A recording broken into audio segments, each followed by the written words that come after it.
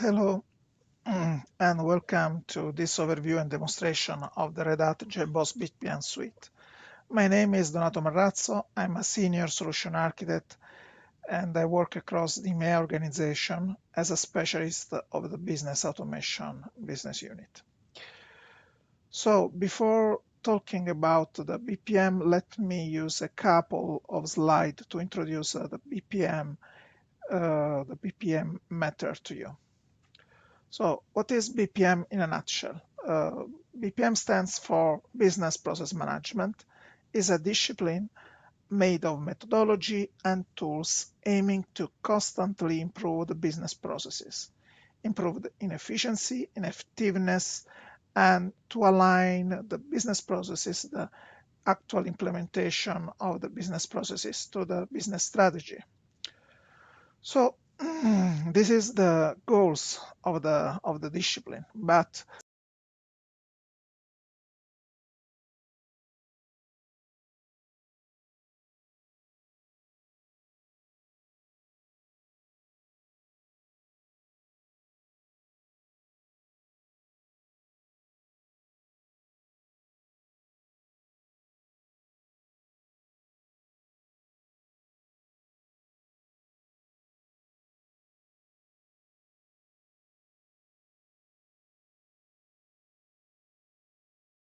we can recognize. The classical are the straight to processes, where the BPM engine is a sort of choreographer of system activities. So basically, the human is involved, the user, the final user is involved just by exception, while usually the process go straight through the start to the end of the process in a matter of minutes or seconds, it depends. Or can be even take longer, but it usually don't need to interact with the human for the completion.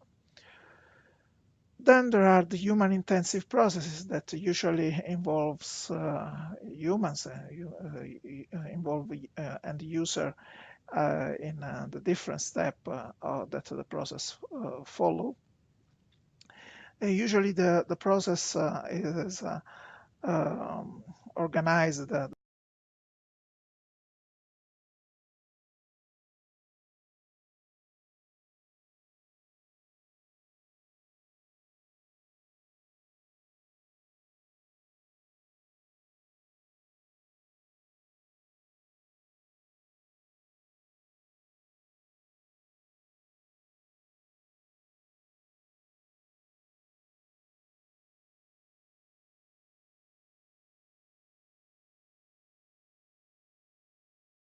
that used to be a different discipline supported by different tools. So in the latest years, what we see is that the BPM tools try to embrace even the case management.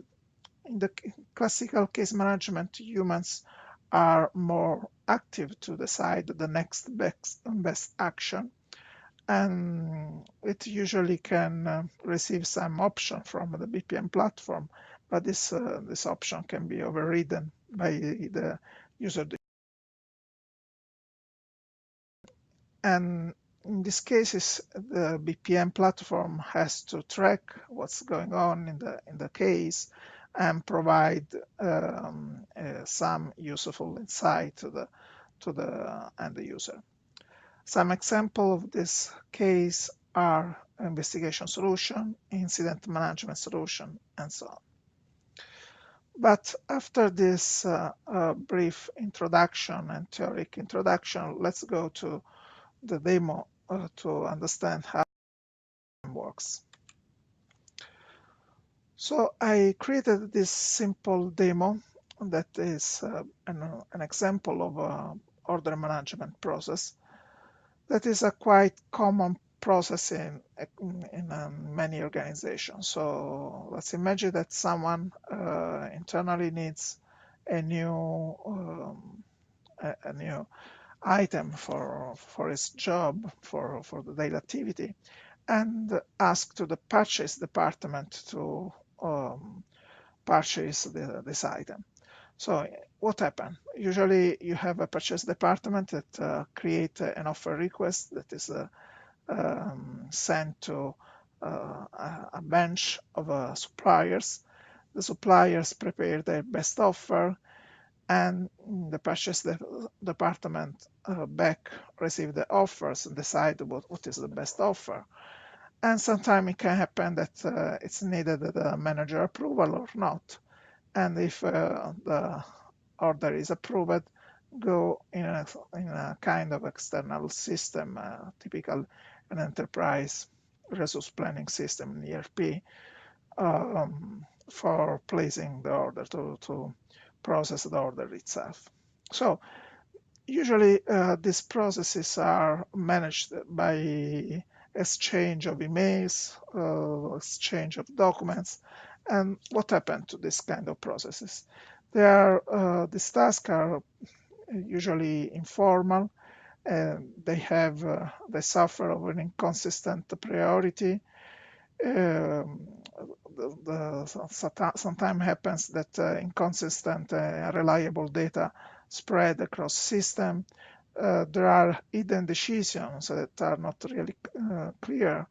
There is a lack of control, and the main pain of management is to understand where is the process at the moment, where to understand what is the status of the process, and obviously get some information about how the process itself is performing in terms of time that each activity requires. So let's see how the BPM can help to address all these challenges. So let's start a process, an order management process. Let's see. So this is the list of process definition available. We have two process template here, two models. One is the order management, and the other one is a test process that we can disregard at the moment. So let's start the order management. And to start the order management, we have to provide the item that we want to order. So let's say a new phone, and we say the urgency is medium, and we can submit this request. So after this order management process was started, let's see what happened. So let's have we ask ourselves what happened to our process that we started. So here we have the active process instances, and we can see the status. And specifically, we can draw the status of the process on top of our model. And this is really important. This is one of the most important capability of the BPM, giving visibility in what's happening inside your business processes. So at the moment, we know that we started the process, and the process is stopped here at the offer request task. So since we are in the role of purchase department, in our task list, we can see the offer request for the item phone one-way P10 that we just created. So let's claim this task, and we can see that these are the information provided to the user to provide his decision. So now we see the request. He can decide if the phone is part of basic equipment or it's an optional equipment. And it can decide to involve the supplier number 1 and the supplier number 2 in order to get the best offer for this request. So as we completed the task, we can see the completed task here. And again, we can try to understand what is the status of the process that we just worked on to create the offer request. And here, for example, we can go upper in the process context and ask to ourselves, what is the status of the process instance 27? So here we have the current activity that said that we have to prepare the offer. But let's see again on the picture of the process where we are at the moment. So here, this is picture worth more than 1,000 words, and we are waiting at this point of the process. So let's put ourselves in the shoes of the supplier. So we have the supplier number 1, number 2 here. We are in the task list of the supplier number 2. We refresh our task list, and we see that we have to prepare an order because there was a request for offer. And here we can put our best offer for this phone. Let's say that it's 500 and complete our offer. Now let's switch user and go in the supplier, enter with supplier 1 credential.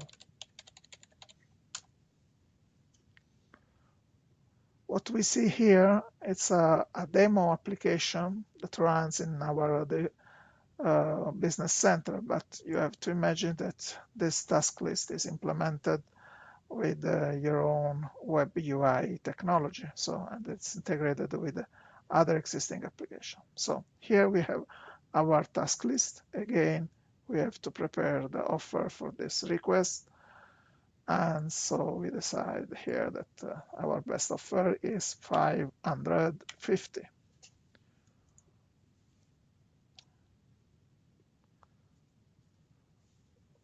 So going back on the user interface of the purchase department, the purchase department can see that the first activity that he did was the offer request, and now he has in charge, he has to complete this select offer. So now the purchase department can choose among 2 offers, which is the best. And let's say that for some reason he decided the second one, that is the most expensive, and complete as selection.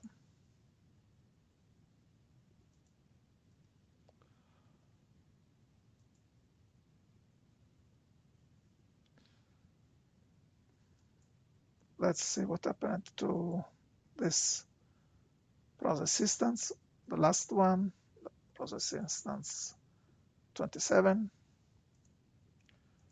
Again, we can see on the model that the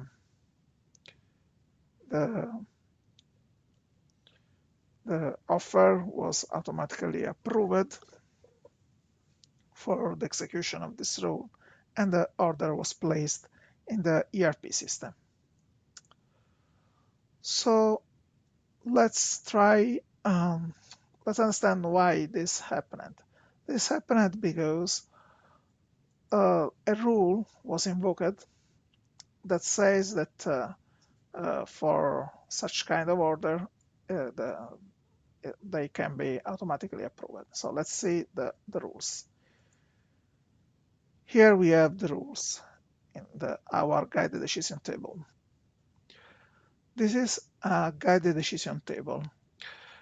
And here in this column, we represent the condition that we want to match. So the cheapest supplier, the category, the urgency, and the max price are the conditions that we want to match. And this is the action. So this white column represents the action. The action here, as you see, means that we want to skip the manager approval. So these are 6 rules, and let's analyze the first two just to explain the logic. So in case it's not the cheapest supplier and the category is basic and regardless of urgency, but the max price is 1000, then we skip the approval. The second rule, if we have selected the cheapest supplier and the category is basic, the urgency low, and the price is under the maximum of 1500, then we can skip the approval. Conversely, if we haven't chosen the cheapest supplier and the max price is above 1000, the manager approval cannot be skipped.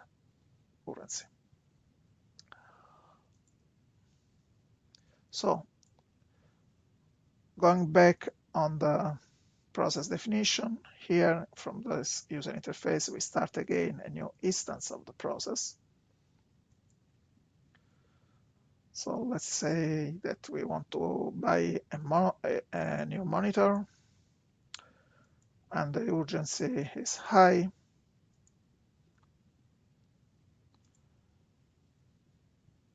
The purchase department engage supplier number 1 and supplier number 2.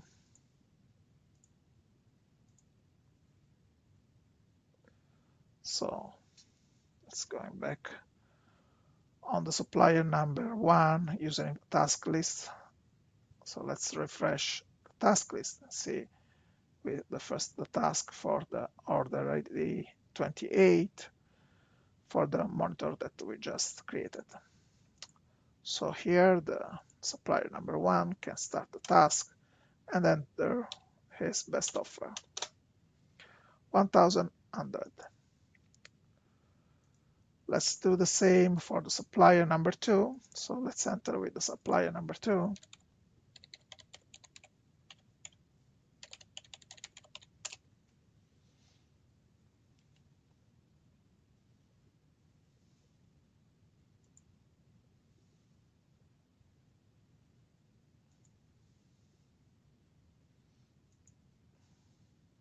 And here we decide that our best offer is just 10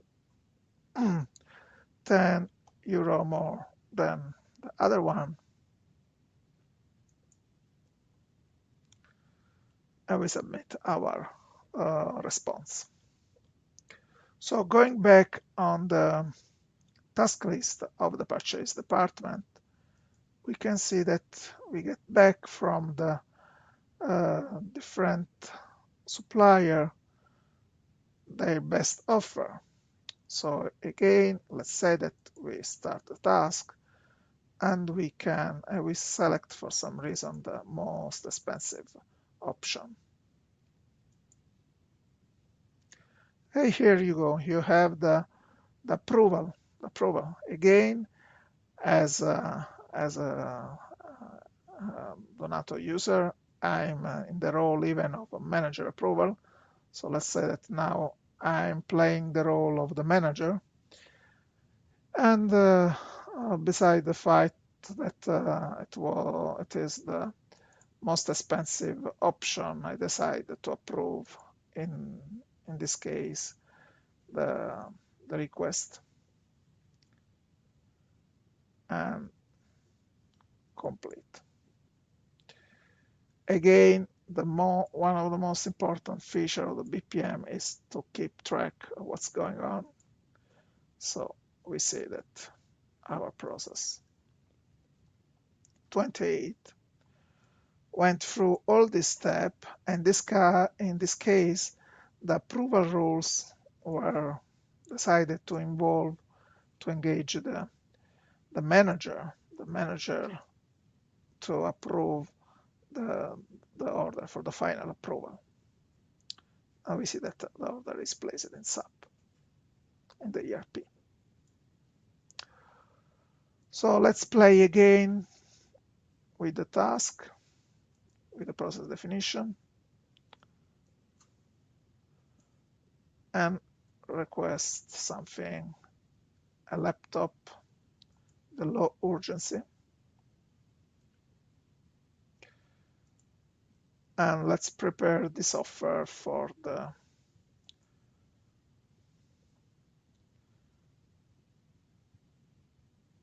our suppliers. So let's say that we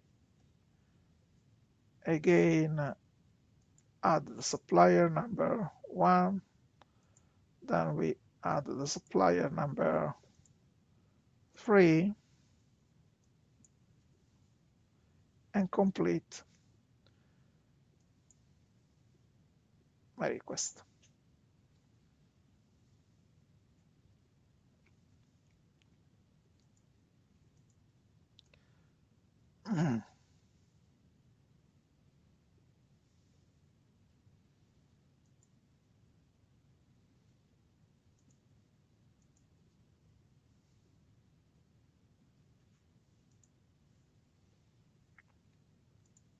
Sorry, my active process is here, the number 29. And again, we can see in the process model where is the status of the process.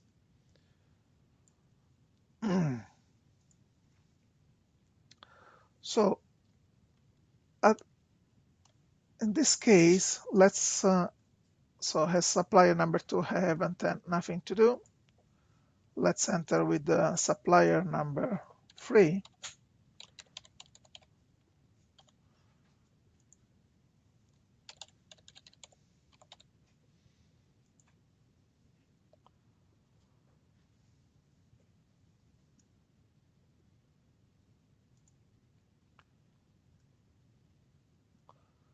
And let's provide our best offer for the item. It is 1,300. And let's even select the delivery date. So in this case, now I completed my task as supplier number 3.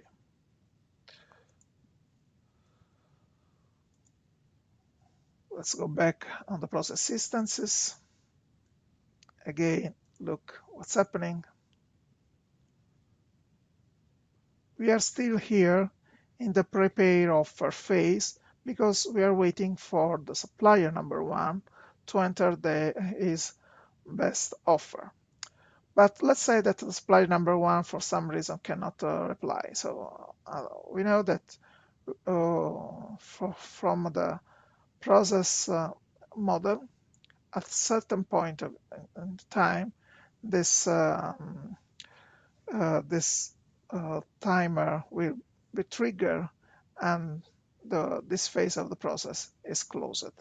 So let's test this case, and just it should take 4 minutes.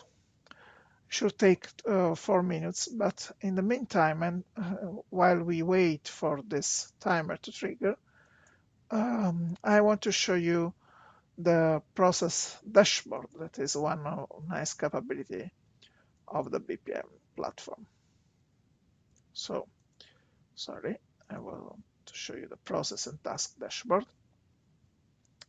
That is a monitoring on what is active inside our engine. So we know that at the moment we have the order management process, and all instances are from the order management. We have one active process 1 aborted, and 7 completed. Some statistics come from the task management, so we know that these are the tasks that are completed by the user Donato. These tasks were completed by the user supplier 1, and so on. So let's go back in our task list. Let's see if something happened. So the 4 minutes were passed. So our request, our process was triggered. Let's see this in the process instance view. So here we have this active process. The process model, we see that exactly. So the prepare offer phase was passed, and you can even recognize that the time triggered, and so we went through this phase in the select offer. So in this case, we haven't so much to select because just one of the supplier replied to our request for proposal. So we select only one option available and complete the task. So the task was complete. Before closing this demonstration, I want to show you the Jbpm dashboard here. What is the dash builder? And this is the standard dashboard that is available for our processes, but this dashboard can be customized. So here we see how many instances are available for the different kind of processes.